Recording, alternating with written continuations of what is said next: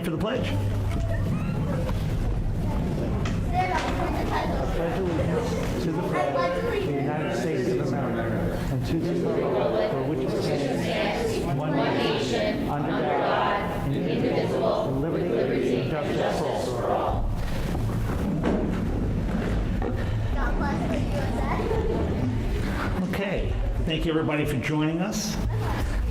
It's a special meeting just to hear. We've been hearing a lot of comments for the last 2 years on masks, but a lot has been going down the last couple of weeks, so the board set this up to listen to you again. So thank you guys for coming. Board president to advise members of the audience that they may address the board regarding agenda items after the superintendent's report. Only those members whose names and addresses are listed on the sign-in sheet available prior to the start of the meeting will be recognized during new business. The chairperson will limit discussion of any item by the public to 3 minutes in order for the board to expeditiously conduct its business. Guys, we're going to ask you tonight if we could stick to the 3 minutes. I know there's been some board meetings where there haven't been a lot of people, and we've let them go past, but I'm going to ask you to respect it tonight. We have a long list of people to speak, so we'd appreciate it if we could be respectful and abide by the 3 minutes. Mr. Nolan. Thank you, President Zachary. Welcome everybody here and at home. I think tonight's very important. A big part of what we do is listen. And this whole situation, the whole COVID situation, we were asked to create a reopening plan. But as this situation evolves and things change, and our governmental leaders are hopefully evolving with the situation, we need to be prepared. And tonight will give the board and myself a chance to listen, because we think, all indications, and you're seeing it across the state from, western New York, up in the Niagara Falls area, across to Saratoga, down here to Long Island, things are definitely evolving. And, the phrase that I heard this week that I really like is, people are starting to say the end-demic. This has been 2 very long years for everyone. And I have yet to meet one person, and you all know I like a good conversation. I have yet to meet one person that has looked me in the eye and said, gosh, John, this has been fun. We like wearing masks. We want to do this. People have opinions. Doctors have opinions. Doctors give you advice. We need to find a way to move forward together. We need to find a way to stay united and move forward. The district has an awful lot of good things on the cusp of happening, good things for kids. It has been an extremely, difficult time for me because I've watched people who I know are friendly or who have been friends for a long time divided over certain issues. And all I ask is we're going to listen tonight, and then we are working, and I've been working very closely with my association, who is working very closely with the state association, and we're starting to see a united request across the state for an end plan. When can we, and it's moving a lot, it's picked up a lot of steam. But the key to it is going to be getting people back together comfortably. And, by all accounts, there are some big changes coming in the next several weeks, and we want to be prepared for them. So tonight will give us an opportunity to listen to you, and we will be prepared next Thursday night to let you know what direction we are going in. So I'll turn it back over. Thank you very much. All I ask is that you be respectful. It's 3 minutes. Listen to each other, and please leave here together united. Not necessarily have to agree, but remember, we are all, EI Pride means we work together. EI Pride means you don't always have to agree, but you work together. And be respectful of one another. That's all we ask. Thank you. Okay, at this time, we'll ask for the public comments on the agenda items, which would be, I guess, the mass. You guys have a list? Go ahead, Seth. Joshua Zussman.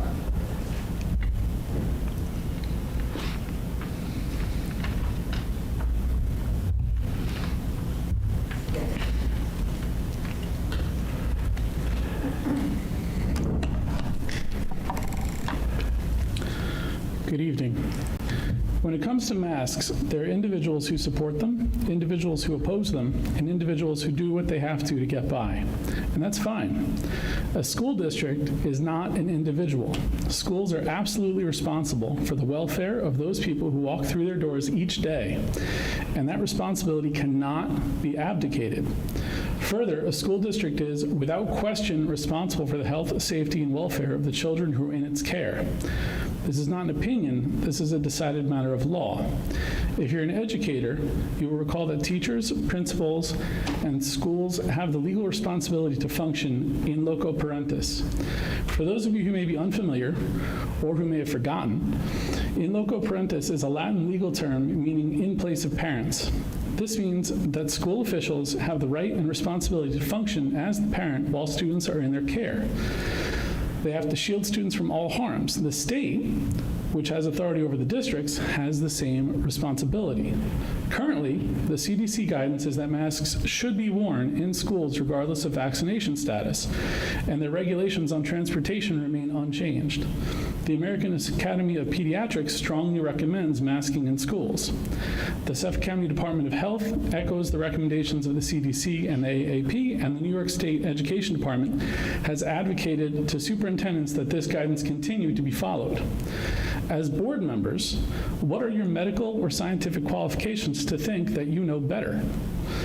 In loco parentis is very clear and allows little room for debate. School officials cannot be intimidated by those who believe they are entitled to demand what they want in schools. As a school district, we function as a part of the state. It's a part of a cohesive system. We receive recommendations from the governor, state ed, and other state actors that we must abide by. Since you, as a board, appear to have decided to willfully ignore the guidance of professionals and make a concerted effort to break from the state's mandates, what will you be doing in terms of a plan?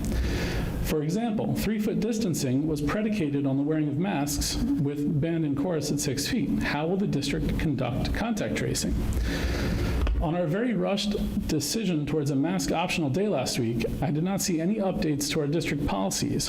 When pressed, I was told we did not receive new guidance from state ed, which in fact is incorrect. You were told the night before by state ed to maintain masking. Don't pass the buck.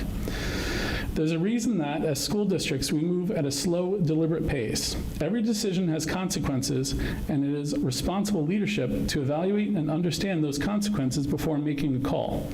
If you're going to ignore guidance, you need to come up with and review plans if you care at all about doing the right thing. Thank you. Thank you, Josh. Although I just realized we do have one thing that's on here to vote on, but we already started the public comments, so we'll just finish them up first. We'll go. This is for them tonight. You're not going to do it? We're going to cross this off? Okay. Great. Next. Madison Barton. That works.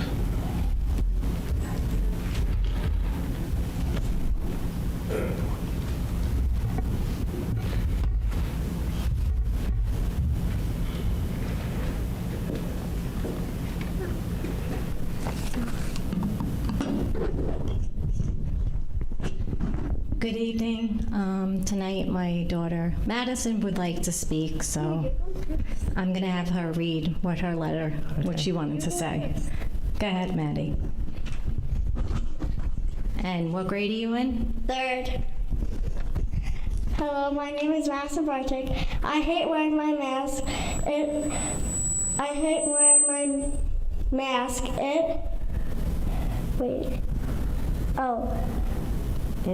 is hard to breathe with it on.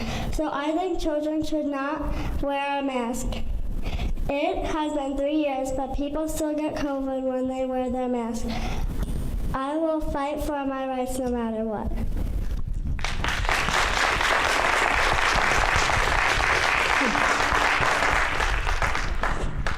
I signed up after her, so if you want to start in 3 minutes, I'm going to just read my other daughter's letter. She was very adamant, too, about writing one. Ms. Bartek, if I could just, Madison, great job. Thank you for getting up here and speaking. Thank you. I'm very proud of her. Good job, Maddie. Okay, so this is from my daughter Ashley. She's in 10th grade. She was too nervous to read it, so that's why I applaud my 8-year-old for coming up here. So my name is Ashley Bardick, and I'm writing this to express my feelings regarding masks. First, my honest opinion is that masks don't work. Most of us all went maskless last Tuesday, and there wasn't a COVID outbreak. But that day was so different for all of us. It was a day that we were able to be normal kids, see our teachers' faces and everyone else's. Ever since I was little, I wanted to be a teacher. I remember always staying after school, helping my teachers with anything they needed. They were role models to me and inspired me to want to make a difference in children's lives. Since COVID, so much has changed. It started when I was in 8th grade, and now I'm in 10th. I still would love to become a teacher, but not for the same reasons. I see how teachers have changed, and it seems like more teachers don't care about their students, especially during COVID. I know that COVID hasn't been easy on everyone, but if I was a teacher, I would treat my students much better than teachers are treating students now. Especially during such a difficult situation, I would be supportive and empathetic as a teacher towards my students. When I become a teacher, I know I will put my students first and not ever instill fears onto my students. School is no longer a happy place or a fun place. Having to wear a mask all day is ridiculous, especially because when I come home and go out in public, we aren't masked and things are normal. It's not fair because I don't think there's any adults that have to wear a mask all day long. So why is it necessary for us? I have a couple of years left in high school, and I feel like I was robbed of normalcy for the past 2 years. I don't understand why we have to fight for a God-given right to breathe. Teachers are no longer role models. Some are, but definitely not all. I'm so sick of hearing, pull up your mask all day like we are little viruses.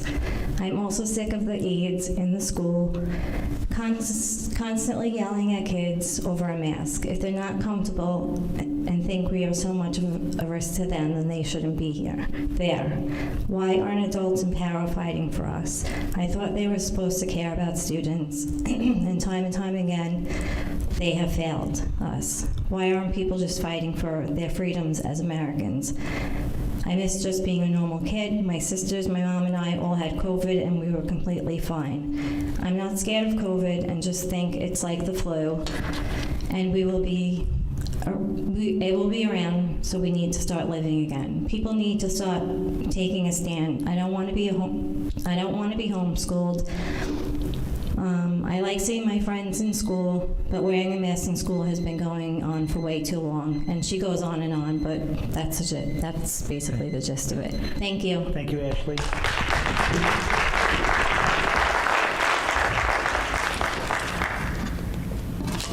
Frank Lima.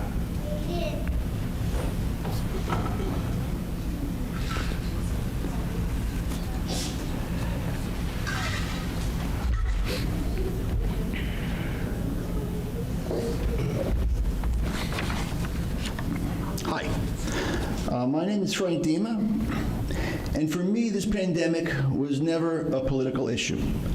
It has never been about some distorted notions of freedom versus tyranny. For me, it has always been very simple. We should do what is necessary to keep our schools open and safe. I was against the mask optional policy when it was proposed by the board prior to the government's mandate, because vaccines were not approved for most school-aged children. But that is clearly not the case anymore, as there are now a number of safe and effective vaccines freely available to all school children nationwide. For me and my family, this pandemic is not the threat it once was, because we simply got vaccinated. We did our part, as did the vast majority of Americans.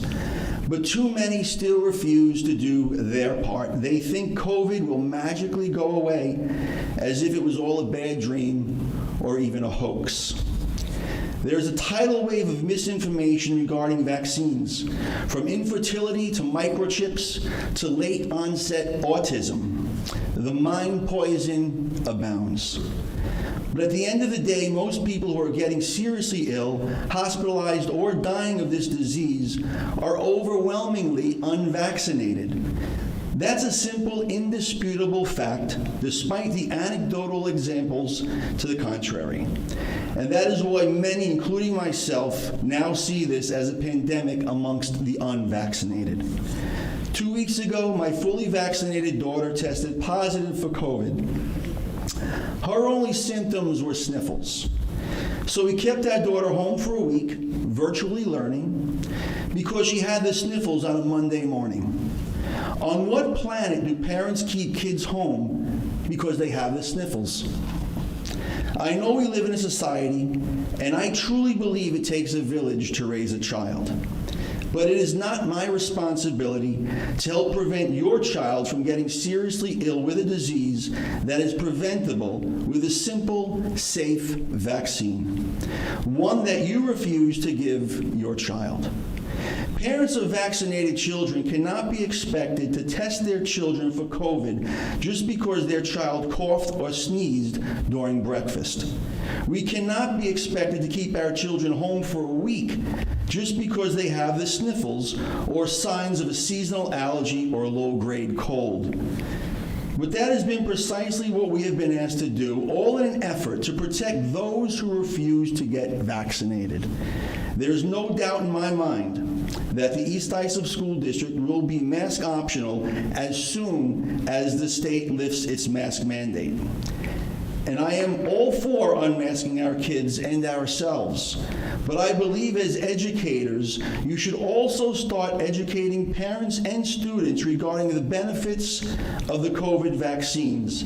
And the district should do all it can to cut through the misinformation and pure mind poison to educate parents and students as to the safety and efficacy of COVID-19 vaccinations. Otherwise, this will be a never-ending cycle of needless upheaval in our children's education. Thank you. Thank you, Frank.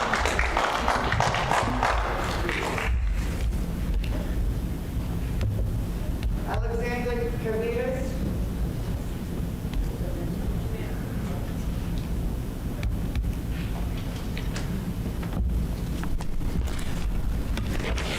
Hello, I'm reading a statement that I put together with my wife on behalf of our two daughters, one at JFK and one at EIMS. It's been a long haul living and going to school during COVID, but our daughters are very happy to attend school 5 days a week. They've adjusted to wearing masks on a regular basis, and both are excelling at school while also being fully involved in the extracurricular activities offered by their schools. Thank you for keeping that going. We cannot understand why the school system would choose this time to retreat from a mask policy that has allowed it to remain open for over 1.5 years while protecting children by preventing the spread of COVID. If mandatory vaccination is not being considered, mask wearing is an effective and relatively low impact practice that aids in limiting the spread of COVID. We were extremely disappointed with what seems an ill-advised decision to lift the mask mandate last week, with your full foreknowledge that it might only be for a day, as proved to be the case, and in contravention of what the state's Board of Education prescribed. What was the purpose of sending out a communication late at night? None of the perceived problems with mask wearing would have been addressed by a single-day reversal of the existing policy. Instead, this was just another opportunity to stoke the existing lines of opposition and to create false expectations. Look at how many children reported to schools and buses the next day without masks, though they had full knowledge that the mask policy was back in place. Clearly, we know where the intentions of the board lie in terms of creating momentum towards their own desires. We are all looking forward to being able to set aside the masks. If that is your intention, then I would insist that it only happen if there's a plan in place that respects social distancing standards and which would be triggered by a pre-established local infection rate calculations. Sure, the numbers are going down compared to a few weeks ago, but they are still extremely high. Among wealthy countries, the United States is unique in that our positivity rates are declining, but the numbers of deaths still rise. This is not the time to abandon a mask policy that has helped us keep schools open and children in the wider community safe. I respectfully urge you to keep the mask mandate in place, and if it is your intention to lift that mandate, please have science-based, measurable policies in place to ensure that our children and community stay safe. We trust you with these decisions. Thank you very much. Alexander, thank you.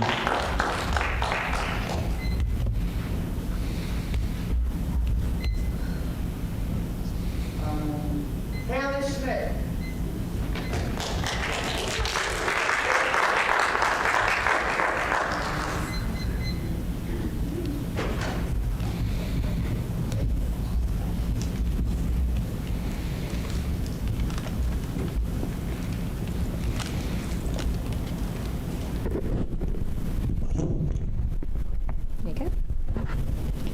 Hi, my name is Haley. I'm in 2nd grade in Miss Burns' class. I don't like wearing masks because they give me rashes. I always can't breathe in them, and my friend got sick from the masks. I am sick and tired of hearing that we have to wear masks. I only have to wear a mask at school. It's not fair. Last week on Tuesday, we didn't have to wear one. And it was nice because I can see my friends' faces and my teacher's face. Now we have to wear them again. And now I am sad and mad.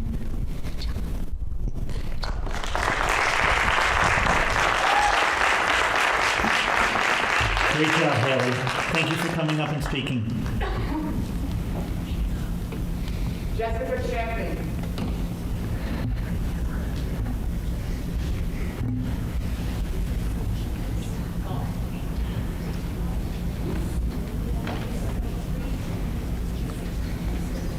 Tough act to follow.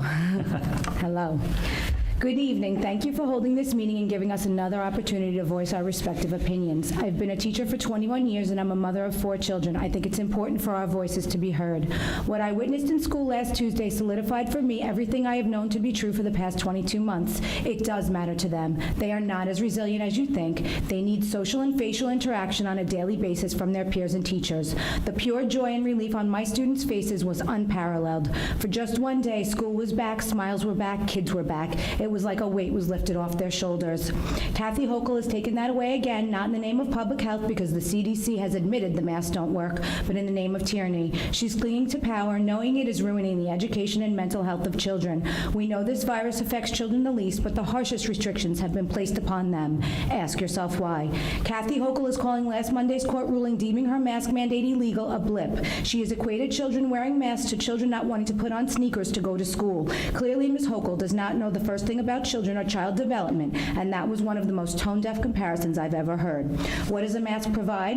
A false sense of security, a breeding ground for bacteria, and a disruption to important daily learning. These masks are interfering with children's growing, developing bodies and their need for oxygen. If last Tuesday was the irresponsible super spreader event she seems to think it was, wouldn't our schools be running wild with COVID right now? Tons of children were maskless, running around, breathing free. The point is, for most of these kids, the only place they are forced to wear a mask is school, a place they should love coming to.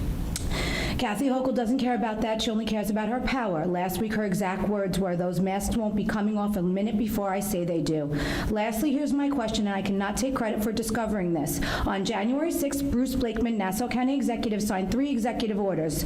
I know we don't live in Nassau, but it's relevant to our fight. The first was to give power back to the boards of education, not to unmask the kids. The second was that Nassau County workers do not have to wear masks indoors. And the third is that all of the agencies the county executive is in charge of, police, Fire Department, Department of Health do not have to enforce the mask mandate. That is in direct violation of Order 2.60. He directed the agencies not to enforce this mandate. That is in direct defiance of her orders. But how come Hochul is only going after schools when all 3 executive orders were in violation of 2.60? If 2.60 is legally binding, Blakeman should have received an injunction on January 7th, not letters from certain unelected groups like the School Board Association, the Department of Education, and the Department of Health. He should have received an Article 78 proceeding from Letitia James asking the state court to review the decision or action of a New York State official or administrative agency which is believed to be unlawful, or he should have received an injunction, a court order basically telling someone not to do something. He did not get either. What he got were threats, and she totally ignored the other 2 executive orders. So do we have a case of a governor just getting on TV and demanding we follow her rules, or do we really legally have the obligation to follow these said rules? I think it's the former, and that's what we are working on finding out. We hope you continue to support us in this fight for our children. Thank you. Jessica, thank you.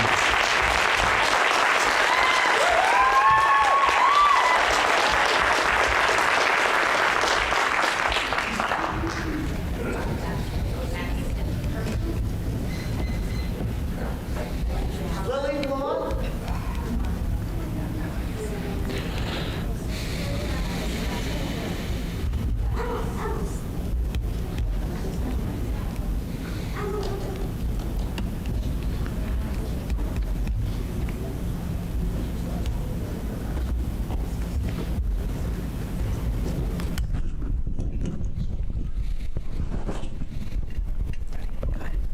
My name is Lily Bloor. I am in 3rd grade. I have been wearing a mask for all of 2nd grade and now 3rd grade. I don't like people wearing masks because I can't see my friends smile. Also, it is harder to learn. Thank you.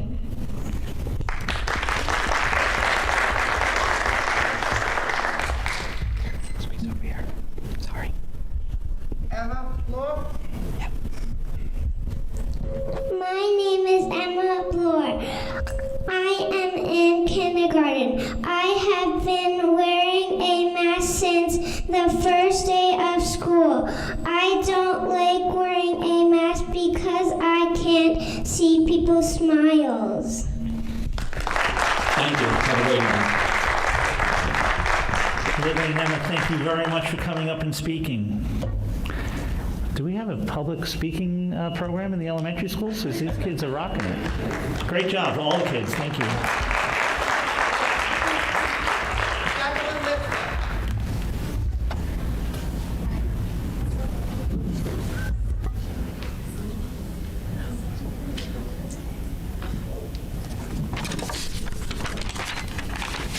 Thanks to the board for hearing public comments tonight.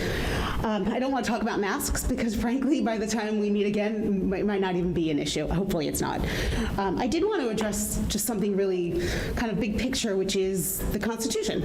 And a little history lesson for, I'm sure most of you already know this, but Article 4, Section 5 of the New York State Constitution, in case of the removal of the governor from office or of his or her death or resignation, the lieutenant governor shall become governor for the remainder of the term. Pretty simple, right? What's troubling about this and why I bring up the idea of the Constitution in the first place is because I feel like where we are right now is not about masks or health or whatever else is going on. What it's become is that it's just like pure tribalism. It's like your side, your politics is the only dividing factor right now into what you think if you wear a mask, if you are vaccinated, and what your risks are if you're willing to take risks of being in a public place without a mask, or if you're willing not to get vaccinated. So I think one of the points I wanted to make was that one of the board members had mentioned something about their side winning or not winning. I wasn't at the meeting. I heard it on the video, so forgive me if I don't want to quote anyone. But I just want to just reiterate the fact that democracy works for everybody. This is democracy. Democracy is when we could speak freely, when we all have opinions and we're able to voice them. Democracy is not about if your team wins or if your team loses. We have to start getting past this point where we all are just hating each other because your side is not the right side. I've seen a lot of things on Facebook about, civil rights, comparing this to, quoting Martin Luther King Jr. and his Civil Rights March and pictures of him standing in Washington. And you know what? I don't have to tell everyone what protected classes are. I mean, some people probably do need to know that protected classes are not if you're wearing a mask or not wearing a mask. That's not what is considered constitutionally what a civil enforcement of civil rights or discrimination is against. Just 3 little parting thoughts, which is you can't love your country only when you win. It doesn't work that way. You can't love democracy only when your party is in charge. And you can't obey the laws or rules only when you agree with them. Let's just all try to move past where we are with masks right now and vaccinations, because in a few weeks, and hopefully at the very least by next year, we're going to have so many more important things to be talking about. Let's get back to talking about education, about long-term planning, about budget. Thank you very much. Hope you all have a good night. Thank you very much. You too. Brian Suska. Okay. Alexa C. Lucky.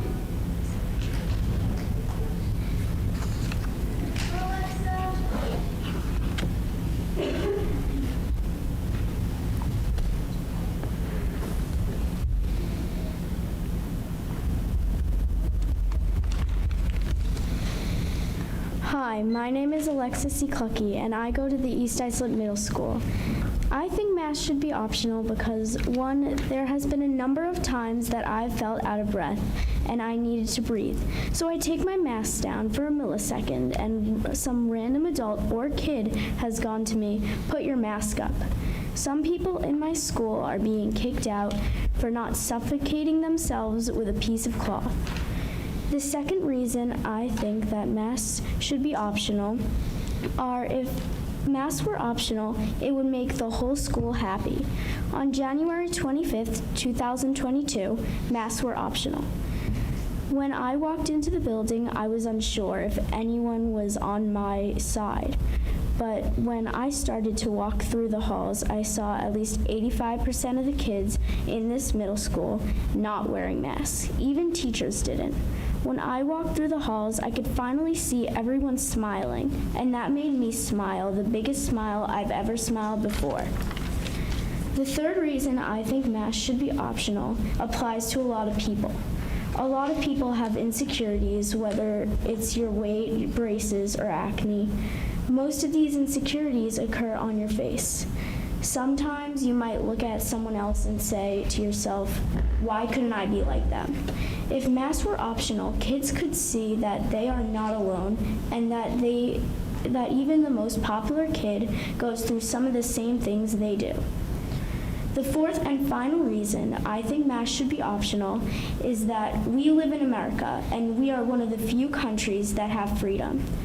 I grew up being taught that we lived in the best country in the world because we had freedom. But now you're going to take that away from us. If you really believe the masks work, wear it. But me, I'm not going to get my freedom taken away. As Abraham Lincoln once said, "Those who deny freedom to others deserve it not for themselves." Thank you and good night. Thank you, Alexa. Ella C. Lucky. Good evening. My name is Ella C. Clucky, and I'm in the 5th grade at JFK Elementary School. I had so much fun not wearing a mask to school on Tuesday, January 25th, 2022. It was amazing. I could actually breathe, and I didn't have to put a piece of cloth on my face to take 2 steps. And most of all, I could finally see everyone's full face. However, when I got in the car that night and my mom's phone rang and she answered it, I was devastated when I heard heard Mr. Dolan say masks are now mandated. It really stunk, and it's getting ridiculous at this point. Kids like me should not have to wear masks to school, and it's not fair, and it's really annoying. So I can't breathe. So please let our parents decide whether we should wear a mask or not. Thank you.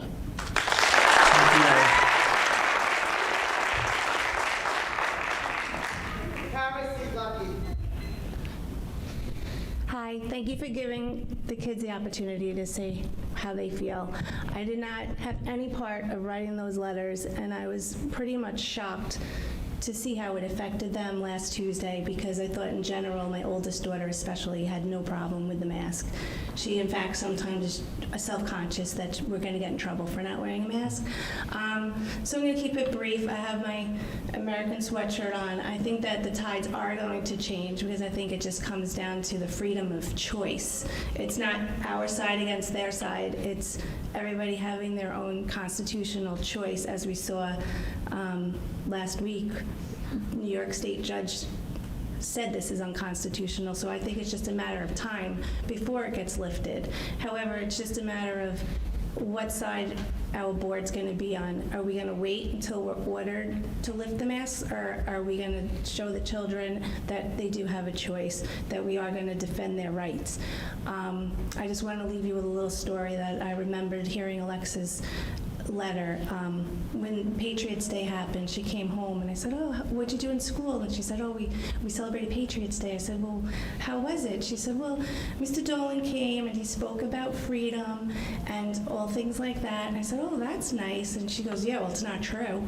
And I was like, "Really?" And she said, "Yeah, well, we still have to follow, wear masks and all of these COVID things." And it's just nice that you're giving the opportunity that the children's views are being said, because you probably don't have any idea what they're really going through. So thank you, and I hope that you are on the right side, that your legacy is going to be in their eyes, that you're standing up for their rights. Thank you. Thank you.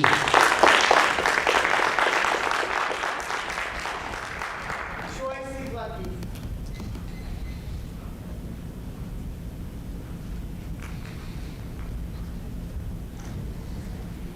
Good evening, and thank you for allowing my daughters to speak. This whole thing with the Constitution, like this country was founded on a piece of paper, and it's time we get back to that. Over the years, the centuries, we've gotten away from it, and we need to get back to it. As far as these masks go, we're, 700 days into this 2 weeks to stop the spread, and I have yet to see a peer-reviewed study on whether these masks work or not. If there are people in this audience that feel that the masks do work, well then go ahead and wear them. Like, you're protected. Obviously you don't think they work if everybody has to wear them. Some of the other things that we know is that children have a very strong immune system, 99.99x% survival rate. Why are we so worried about these children? They have an immune system that is stronger than any of us.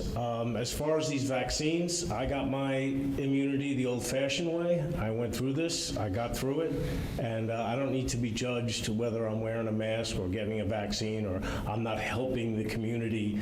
I know if I'm sick, I stay home. If I'm not sick, I go to work. We also know that there is not one FDA-approved vaccine that can be found in this United States. It's not available. That is not true. Whatever they're telling you, it's not true.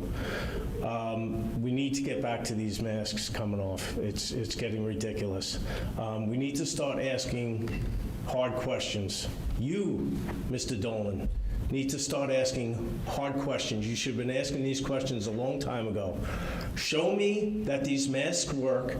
Show me a peer-reviewed study that these masks work, and then you can go from there. But until you see something like that, how could you just go by what people are telling you? It's just this whole thing. If this was a pandemic to the degree that they're telling us, or that some of us believe, we wouldn't have an open border. We wouldn't have We wouldn't have a Super Bowl in 2 weeks in California. I wouldn't be able to go to Lowe's. I wouldn't be able to go to Home Depot. This whole thing has just been ridiculously blown out of proportion. Yes, there's a pandemic out there. Yes, there's a virus out there. We have a pandemic every year. It's called the flu season, and nobody blinks an eye at it. We just call it a season. So now we're going to have a COVID season. So take your masks off, live your life, and enjoy. Thank you. Thank you.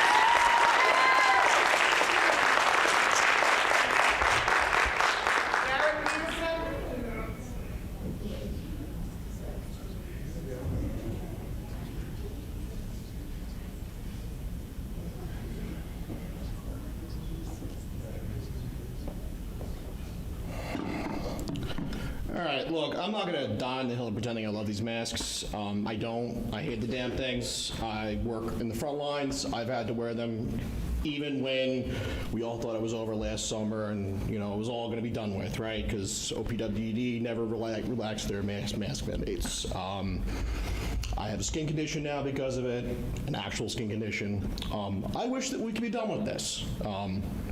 But that's part of my job, right? They're uncomfortable. I'm not going to pretend otherwise. But we live in a country where we're supposed to care about our fellow citizens. This has killed 800,000 Americans. That is more deaths of Americans than we've had in any war that the United States has fought, including the Civil War when we fought ourselves. That's facts. Granted, 3/4 of them are senior citizens, but I don't want to kill grandma any more than I think most of you guys do. We frequently quote JFK. Ask not what your country can do for you, but ask what you can do for your country. I hear a lot of people complaining about how masks are uncomfortable. If you're not willing to wear a piece of cloth to protect your fellow citizens, that seems like a pretty minimal thing out of my book. I was quiet for you. I was quiet for you. I can literally print out peer review papers right now. Have the respect that I do for you. Mr. Peterson, if you could just address us and please the audience just let him speak. Thank you. I'm not doing this because I'm worried about myself. I am personally about as worried of getting COVID as I am about picking out a shampoo brand in the morning. Okay? Audience, please. COVID, as somebody else said, is an unvaccinated person's problem at this point. Unvaccinated people are getting seriously ill. Unvaccinated people are dying. If I was actually self-centered, as some people are accusing our people of being, I would want things to be completely open. Because unvaccinated people are the ones getting it, unvaccinated people are the ones dying from it. I'm not. I want to protect even the people who have openly said they want to put people like me behind bars because they disagree with me politically. I want to protect those people. Because we are a country that where everybody's political opinions, no matter how much we disagree with them, should be respected. Because that's what America is supposed to be about. That's it. Thank you. Charles Kalinowski, last.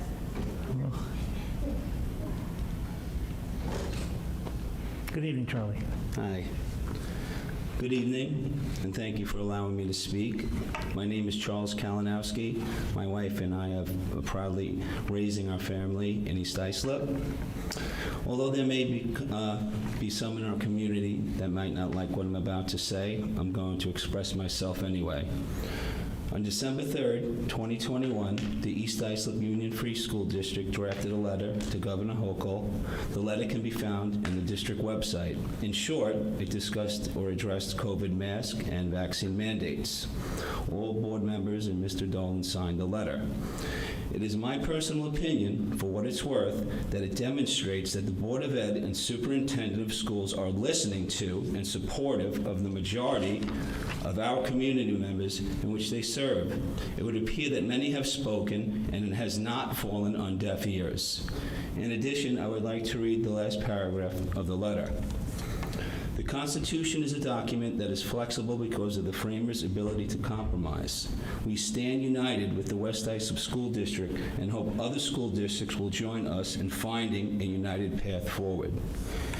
This statement in itself demonstrates that two separate hamlets in the same township can stand unified. If there's something I have learned over the years, there's nothing that can't be achieved when we, the people, unite and work together. God bless our communities, and God bless the United States of America. Charlie, thank you. Is that all? Yes. All right. Again, I'd like to thank all of you for coming out tonight, especially the kids. What a great job. Can we get another round of applause for the kids, please? It's always difficult to get up in front of people and on the camera and stuff to speak, so thank you to the kids for getting up there and speaking. Okay.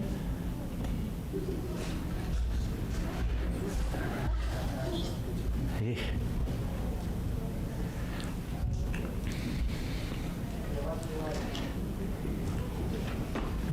Why don't you go over there, John?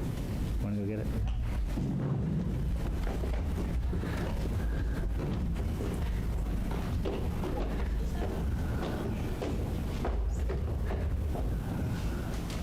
Guys, thank you.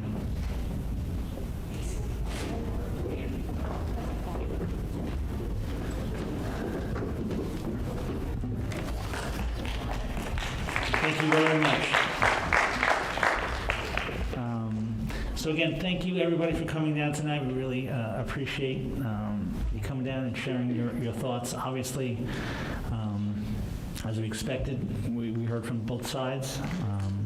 I think we can all look forward to a day where we do not have to wear masks. I think we're all on board with that.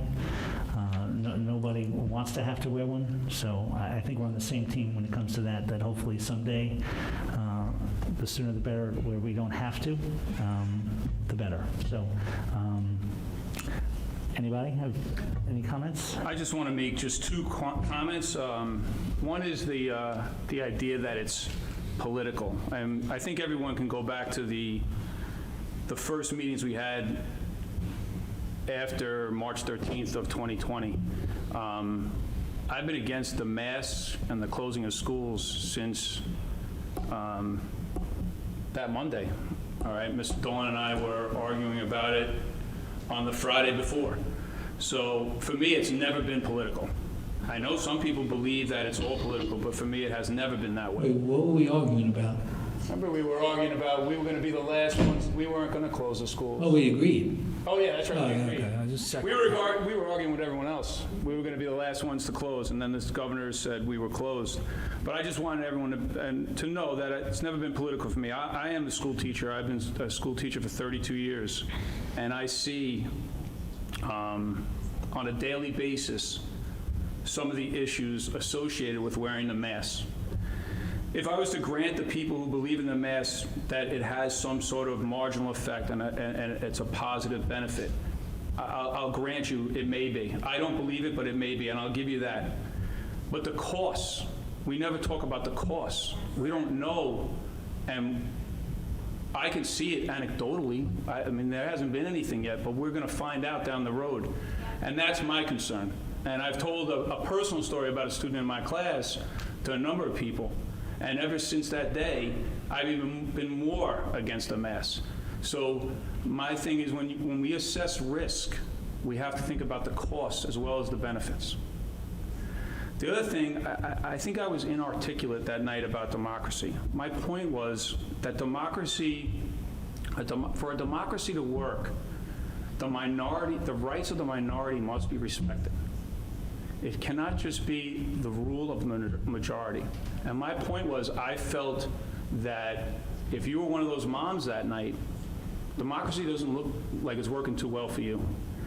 And now I might have been inarticulate, and sometimes I am, but that was just my concern. And I believe that. I think that a true democracy needs to respect the rights of the minority. And at that meeting, the moms were certainly in the minority. So that's all I meant by that. I'm not an authoritarian at all. And I just think that it's important for people to understand that if we're going to get along, we're going to have to do it in a way that respects everybody's opinion. And that's where I was at that.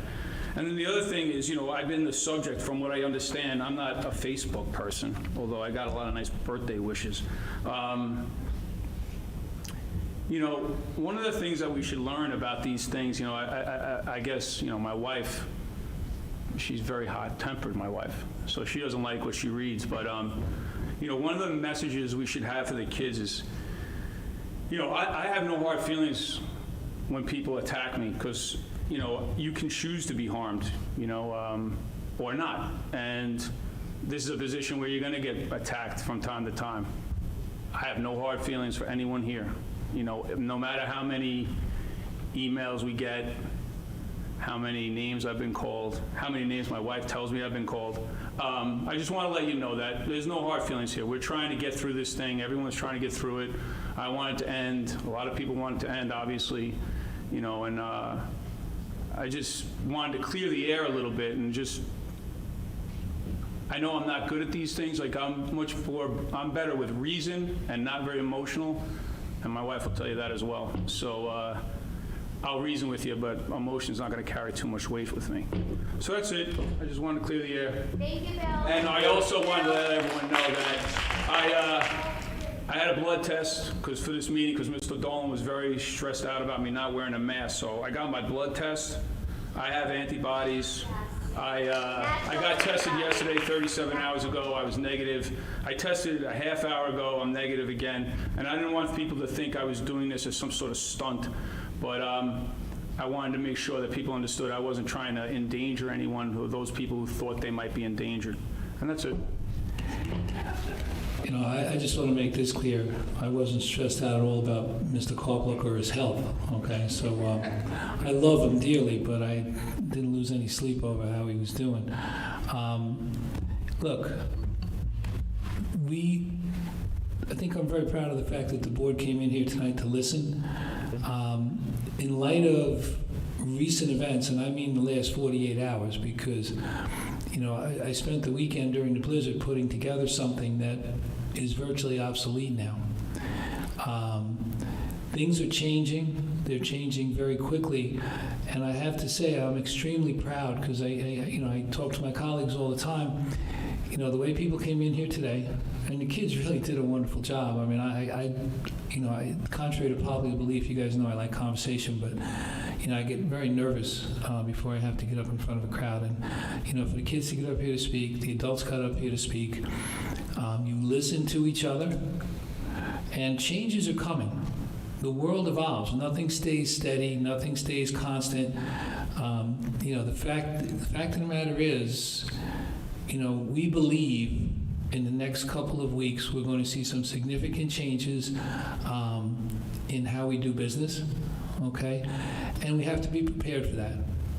And I think being able to listen to you and listening to people who, who send us emails, send us texts, or call, it's vital. And I never thought I'd say this, because budget isn't the most funny time of the year, because, you can't give everybody everything that they want. But I'm sure looking forward to getting back to focusing on a budget that's going to, take this school district to the next level, focusing on some of the new academic programs that we have. There are a lot of exciting things going on that are being covered up by this issue. I fully believe, based on, the meetings I've been at, the people I've spoken to in the last 48 hours, that change is coming. And we don't want it to be a sneak attack like it was last week. We want to be able to move forward together, and get people back into the routines of life, which I think this is a big part of being here tonight and listening to everyone. So stay tuned, and we come back together again next week, right, Mr. Zachary? Yes, looking forward to it. And Mr. Dolan reminded me, my apologies to those that have emailed the board, probably some of you in this room. Generally in the past, the way it's worked is if you email the board, all of us, the board president would take on the responsibility to get back to you. And that being so that we don't make messages, and it's just the best way that's always worked historically. However, with the number of emails that we've gotten, from both sides. You know, I still return emails if somebody has an issue as far as their bus, something academically. However, the number of emails we've gotten both for and against masks and vaccines, it's just not possible to respond to all of you. So we have these meetings like this, so you know we could hear you, you could hear us. So my apologies if you do not get an email back when you send me something about masks or vaccines. There's just too many emails to have to return. So my apologies to you. Anybody else have anything? Sure. And guys, one last thing. This coming weekend, and the weather is causing a little issue for this, but we were actually shocked at the number of COVID tests that we have received from the government. You know, they delivered on, promise to get the tests, but now we're actually sitting on more tests than we know what to do with. So we're going to have another handout this weekend. I'm not sure if it's going to be Saturday or Sunday. We'll send out the text. We're hoping that, everyone will come and get them.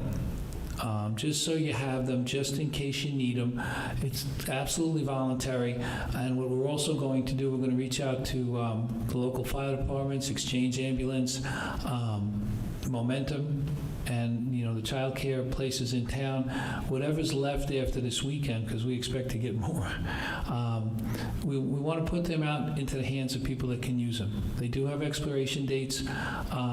It can come in handy. We're not taking a stand one way or the other. We're not saying it's mandatory, but if someone is sick and they're not sure, we have enough for every student and employee in the district, and a little more.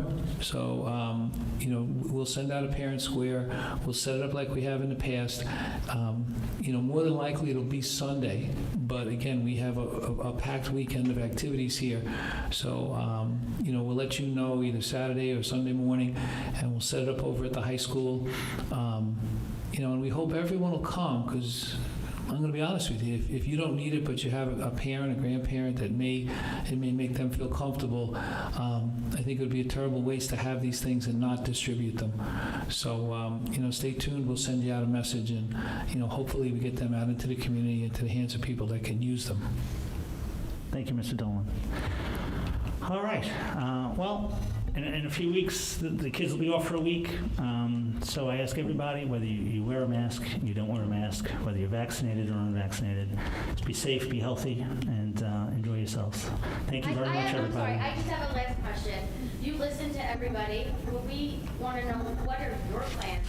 If these masks are going to stay, as far as the governor, are you willing to fight for our children and for the choice that us as parents want? Because you listen to us, but you've said nothing really about what you are going to do. We're talking about a plan, and we'll talk more about it next week. Okay. Tonight was to hear you guys.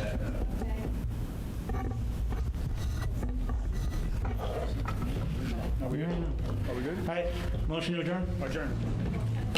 All in favor? Aye. Aye.